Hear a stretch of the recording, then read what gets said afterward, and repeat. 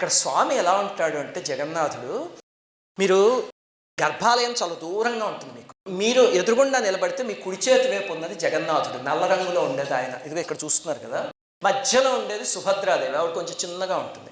అవతల పక్క తెల్లగా ఉండేది బలభద్రుడు, బలరాముడు అనమాట. గర్భాలయం దూరంగా ఉంటుంది, వీళ్ళేమో చాలా పెద్దగా ఉంటారు. స్వామి ఉన్న వేదికే దాదాపు ఈ వేదిక అంత ఉంటుంది. ఇప్పుడు మనం కూర్చున్న వేదిక అంతా ఎత్తుగా ఉంటుంది స్వామి ఉన్న వేదిక. ఏ గర్భాలయంలోనూ అంత పెద్ద గర్భాలయం సామాన్యంగా ఉండదు, ఎక్కడో అనంత పద్మనాభ స్వామి అలాంటివి తప్ప. అయితే ఆ ద్వారం చాలా చిన్నది ఉంటుంది.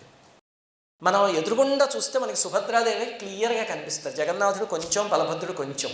అందుకని మీరు ఏం చేయాలంటే దర్శనానికి నించున్నప్పుడు ఇటుపక్కకి వెళ్ళారనుకోండి, ఇటుపక్క నుంచి మీకు జగన్నాథుడు క్లియర్గా కనిపిస్తాడు. ఇటుపక్కకు వచ్చారనుకోండి, ఇటుపక్క నుంచి బలభద్రుడు కనిపిస్తాడు, మధ్యలో సుభద్రాదేవి. కానీ జనం అందరూ ఎక్కువగా జగన్నాథుడు అటువైపు చూస్తే మీరు విపరీతంగా నిలబడి స్వామిని చూసేస్తూ ఉంటారు. స్వామికి పక్కనే ఒక కర్ర లాంటిది ఉంటుంది, అదొకటి గమనించండి. అదే సుదర్శన చక్రం. గర్భాలయంలో మొత్తం నలుగురు మూర్తులు ఉంటారు, మనం 3 అని అనుకుంటాం దూరం నుంచి. స్వామికి పక్కనే ఒక మూరెడు దూరంలో కర్ర లాంటిది ఉంటుంది, అదే సుదర్శన చక్రం. ఒకసారి సుదర్శనానికి అహంకారం వచ్చిందట. వచ్చి నేను కదా రక్షిస్తున్నది, ఈయన ఏం చేస్తున్నాడు జగన్నాథుడు, శుభ్రంగా తింటాడు, భోగన్ని రోజును కూర్చుంటాడు, మొత్తం పని అంతా చేస్తుంది నేను. కొన్నిసార్లు ఆ భావన వస్తూ ఉంటుంది. మీరు సాఫ్ట్వేర్ కంపెనీలో చూసారనుకోండి, ఈ మేనేజర్ ఏం చేస్తాడు, వీడికి ఏం పని ఉండదు, ఆ మొత్తం కోడింగ్ అంతా మేము చేస్తున్నాగా పొద్దు నుంచి సాయంత్రం దాకా తింటాడు, వీడి శాలరీ మాత్రం చాలా ఎక్కువ ఉంటుంది అనుకుంటారు. ఒక్కసారి ఏమన్నా క్రిటికల్ కస్టమర్ ఎస్కలేషన్ వచ్చి ఆ మేనేజర్ లేదనుకోండి, వెంటనే ఫోన్ చేసేందుకు ఇప్పుడు ఇది వచ్చింది, కస్టమర్ బ్లాస్ట్ చేస్తున్నాడు, ఏం చేయాలి మేము ఇప్పుడు, ఎలాగ దీన్ని తట్టుకోవడం అని వెంటనే మేనేజర్ని అడుగుతారు. ఆ అహంకారం ఎప్పుడూ ఉండకూడదు. ఒక మేనేజర్కో ఒక వైస్ ప్రెసిడెంట్కో జీతం ఇస్తున్నారు అంటే వాళ్ళకి సరిపోయే పని వాళ్ళు చేస్తారు, వాళ్ళు దీంతో చేస్తారు, దీంతో చేయరు. అలాగే జగన్నాథుడి దగ్గర అహంకారం ప్రదర్శించేసరికి స్వామికి కోపం వచ్చి, నువ్వు వెళ్ళి ఒక 3 దూరంలో నించో, నాకు నా దగ్గర ఉండద్దు అని పంపించేశాడు సుదర్శన చక్రాన్ని. వెళ్ళి ఒక 3 దూరంలో ఉంటుంది. స్వామికి ఎడం పక్క ఉంటుంది జగన్నాథ స్వామికి, మనకి కుడి పక్క. అది కూడా గమనించండి. అది ఆ తర్వాత ఏమిటి అంటే, మొట్టమొదట మీరు వెళ్ళారనుకోండి, మీకు చూడగానే ఇప్పుడు ఇలా ఉంటుంది అనుకుంటారు మీరు జగన్నాథ స్వామి.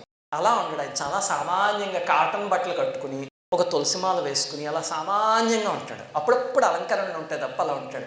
అందుకని ఓహో జగన్నాథుడు ఇలా ఉన్నాడు ఏమిట్రా అనిపిస్తుంది ఫస్ట్ దర్శనంలో అందరికీ. చూడండి, ఆ తర్వాత మీరు ఇంటికి వచ్చేస్తారు కదా, సాయంత్రం అయ్యేసరికి సర్లే ఇంకొక దర్శనానికి వెళ్ళొద్దాం, అందరూ వెళ్ళమంటున్నారు. ఇక్కడ అదృష్టం ఏంటంటే ఎన్ని దర్శనాలకైనా వెళ్ళొచ్చు. ఒకసారి దర్శనానికి వెళ్తే 6 నెలల దాకా రాకూడదు, ఇలాంటివి ఏమీ లేవు. అలాగని ఎంతసేపు అయినా చూడొచ్చు అని చెప్పి సర్లే సాయంత్రం అలా వెళ్ళొద్దాం, భోజనం అయ్యాక ఈవినింగ్ వాక్కి వెళ్దాం పదండి అని చెప్పి తీసుకుని వెళ్తారు. వెళ్ళి వస్తారా, ఆ పక్క రోజుకి ఇంకా పట్టుకుంటాడు అంతే, ఒక ఉచ్చు వేసి. పక్క రోజు పొద్దున్నే 7ంటికి ప్రవచనం కదా, 4:30కి లేస్తే పొద్దున్నే అదేదో సేవ జరుగుతుంటుంది. స్వామిని నిద్ర లేపాక ఆయనకి పళ్ళు తోముతారట, దంతధావనం.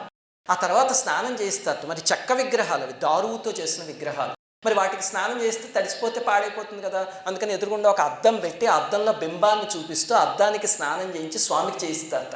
ఆ సేవ ఏదో చాలా విచిత్రంగా ఉంటుంటా. పొద్దున్నే వెళ్ళొచ్చేస్తే పోలే, 7ంటికి కదా ప్రవచనం, ఈ లోపల వెళ్ళొచ్చేద్దాంలే అనిపిస్తుంది. ఆ పక్క రోజు ఎక్కడికో వెళ్తూ ఉంటే మిమ్మల్ని ఎవరో ఈ ప్రదేశాలన్నీ తిప్పడానికి తీసుకువెళ్తున్నారు అనుకోండి, బాబు ఒక్కసారి ఆలయం దగ్గర ఆపి, ఇప్పుడు ఎవరు జనం లేరు, లోపలికి వెళ్ళి చూసి వచ్చేద్దాం అనిపిస్తుంది.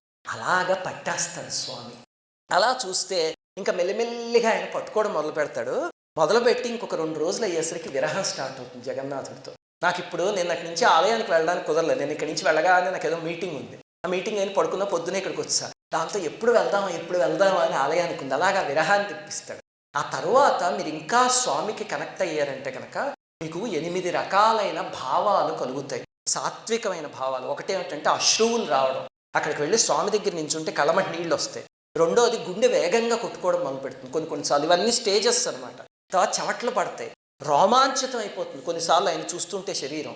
అలాగనే కొన్నిసార్లు తెలియకుండా నృత్యం చేసేస్తారు. మీకు అక్కడ స్వామి దగ్గర దర్శనం చేస్తున్న వాళ్ళు అలా డ్యాన్స్ చేస్తూ కనిపించారు అనుకోండి, వీడికేమిటో పిచ్చి పట్టింది అని అనుకోకండి. ఆ పిచ్చి మనకు కూడా పడితే అదే నిజమైన పట్టాల్సిన పిచ్చి. నిజంగా నృత్యం చేస్తారు, ఆ తర్వాత గానం చేస్తారు. కొన్నిసార్లు కొంతమంది జై జగన్నాథ ప్రభు అని అలా అరుస్తూ ఉంటారు, పాపం అరుస్తూ ఉంటారు. అదొక రకమైన ఉన్మత్తత అంటే జగన్నాథ స్వామితో. మీరు ఈ వారం రోజులు దర్శనం చేసినప్పుడు ఆ కన్నీళ్లు కారడం అనేది ఫస్ట్ స్టెప్. అది కార్పించుకోగలిగారా, మీరు ఆయనతో కనెక్ట్ అయిపోయినట్టు. వస్తాయి చూడండి, నేను నిజంగా చెప్తున్నాను. మీరు రోజు దర్శనానికి వెళ్ళి స్వామిని నమస్కారం చేసుకోండి, ఆయన్ని మీ రిలేషన్ అనుకుని భావించడం మొదలుపెట్టండి. ఆఖరి రోజు వెళ్ళేటప్పుడు ఏడుపు వచ్చేస్తుంది, స్వామి నన్ను పంపించేస్తున్నావు ఈరోజు, నేను వదిలేసి వెళ్ళిపోతున్నాను, జాగ్రత్తగా ఉండు స్వామి, నన్ను చూసుకుంటుండు, మళ్ళీ ఎప్పుడు వస్తాను అని. మీరు అలా అనుకుని వెళ్ళారా, మళ్ళీ పిలుచుకొస్తాడు అంతే. నన్ను ఇప్పుడు అలాగే పిలుచుకొచ్చాడు. లేకపోతే హిమాచల్ ప్రదేశ్ అయి ఉంటే నేను ఖచ్చితంగా వచ్చేవాడిని కదా, ఆయన ఎంత అడిగినాను. పూరి జగన్నాథ్ అనేసరికి పరిగెత్తుకు వచ్చేసాడు, నాకు పిచ్చి జగన్నాథుడు అంతే. అలాగా పట్టేస్తాడు మాయగాడు. అసలు ప్రాణాన్ని కుదురుగా ఉండనివాడు. ఇంకా అలా పట్టుకుని చివరికి ఏం చేస్తాడంటే, ఆ పట్టుకున్నందుకు ఏదో ఒక దొంగతనం చేయాలి. కృష్ణుడు కదా, మన జన్మల పరంపర ఉంటుంది, వాటిని దొంగతనం చేసేసి మోక్షానికి దగ్గరికి తీసుకుపోతాడు. అపురూపమైన దేవుడు జగన్నాథుడు అంతే. ఇప్పుడు దర్శనం చేసేటప్పుడు ఉపచారాలు అందరూ చేస్తారు. చెయ్యకూడనివి పంచ అపచారాలు అని ఉన్నాయి. అవి 5 చేయకూడదు. అవి ఏమిటో మీకు క్లుప్తంగా చెప్తాను, మీకు కొన్ని తెలుసునవి అయి ఉండొచ్చు. జగన్నాథుడి దగ్గర నియమం ఏమిటంటే, కళ్ళు మూసుకుని నమస్కారం చేయకూడదు, ఎప్పుడు కళ్ళు తెరిచే చేయాలి. ఎందుకంటే ఆయన కూడా చూడండి, కళ్ళు రెప్పలు లేకుండా కళ్ళు తెరిచి మనం చూస్తున్నాడు. చూసారా, జగన్నాథ స్వామికి రెప్పలు ఉండవు, పెద్ద కళ్ళు. అందుకని జగన్నాథుడి దగ్గర నియమం ఏమిటంటే, కళ్ళు మూసుకుని నమస్కారం చేయకూడదు, కళ్ళు తెరిచి చేయాలి. రెండోది, ఆ గరుడ స్తంభం అని చెప్పాను కదా, లోపల వీలున్నంత వరకు ఎప్పుడు స్వామికి గరుడ స్తంభానికి మధ్యలో నించోకూడదు. ఇటుపక్కకు కానీ అటుపక్కకు కానీ నించోండి, మధ్యలో మాత్రం ఆ రెండింటికి నించోకండి. మీరు దర్శనం చేస్తున్నప్పుడు అది వీలున్నంత వరకు దృష్టిలో పెట్టుకోండి, కానీ కొన్నిసార్లు కుదరదు, తోసేస్తూ ఉంటారు అలా లోపలికి. మూడోది ఏమిటంటే, స్వామికి వీలున్నంత వరకు మన పృష్ఠభాగం చూపించకూడదు. ఈ నియమం ప్రతి ఆలయంలోనూ ఉంటుంది, మీకు తెలుసు కదా. అందుకని వెనక్కి వచ్చేటప్పుడు కూడా ఇలా వచ్చి తిరగండి తప్ప వెనక్కి తిరిగిపోయి బయటికి రాకండి, పృష్ఠభాగం చూపించకూడదు. నాలుగోది, ఏకహస్తంతో నమస్కరించకూడదు. మనం ఇలా ఒక నమస్కారాలు చేస్తూ ఉంటాం, లేకపోతే ఈ మధ్య మరీ ఫ్యాషన్ అని ఏదో కొత్త రకం నమస్కారం తయారైంది. నేను కాలేజ్ స్టూడెంట్ల దగ్గర చూస్తూ ఉంటాం, అంటూ ఉంటారు వాళ్ళు. అలాంటి హాయ్ గుడ్ మార్నింగ్ లాంటి నమస్కారాలు చేయకూడదు. చేసేది 2 చేతులతో చేయండి. ఐదోది, అన్నిటికన్నా ముఖ్య నియమం గుర్తుపెట్టుకోండి, దైవ సమక్షంలో మాత్రం ఎవ్వరికీ నమస్కారం చేయకండి. మీరు నమస్కారం చేయదలుచుకుంటే ఆలయం నుంచి బయటకు వచ్చేసాక చేయండి తప్ప, ఎవరైనా సరే ఆ ఆలయంలో సుప్రీం జగన్నాథుడే. మామూలు మనుషులకి ఎవ్వరికి, మీ తల్లిదండ్రులు వచ్చారనుకోండి, వాళ్ళకి కానీ ఎవ్వరికి ఆలయ ప్రాంగణంలో ఉండగా మాత్రం నమస్కారం చేస్తే మహాపాపం అని స్పష్టంగా చెప్పారు. సర్వం శ్రీ జగన్నాథ చరణారవిందార్పణమస్తు. శ్రీమాత్రే నమః. స్వస్తి. అందరికీ నమస్కారం. మన ఆధ్యాత్మిక వీడియోల్ని 3 ఛానల్స్గా విభజించాం. మొదటి ఛానల్ నండూరి శ్రీవాణి పూజా వీడియోస్. అన్ని కులాల వాళ్ళు పూజను తేలిగ్గా చేసుకోవాలనే తపనతో మేము చేసే పూజ డెమో వీడియోలన్నీ ఈ ఛానల్లో పెడతాం. రెండో ఛానల్ నండూరి సుశీల. నండూరి గారిని ఎన్నో ప్రశ్నలు అడుగుతూ ఎంతో మంది వేల మెయిల్స్ మెసేజ్లు పంపిస్తున్నారు. వాటిలన్నిటికీ నండూరి గారు ఇచ్చే సమాధానాలు ఈ ఛానల్లో ఉంటాయి. అలాగే రాబోయే ముఖ్య పండుగల్ని ఎప్పటికప్పుడు మీకు ఈ ఛానల్ ద్వారా గుర్తు చేస్తూ ఉంటాం. మూడో channel Nanduri Srinivas spiritual talks. మహాత్ముల చరిత్రల గురించి, ఆలయాల రహస్యాల గురించి, మంత్ర రహస్యాల గురించి చెప్పే వీడియోలన్నీ ఈ ఛానల్లో ఉంటాయి.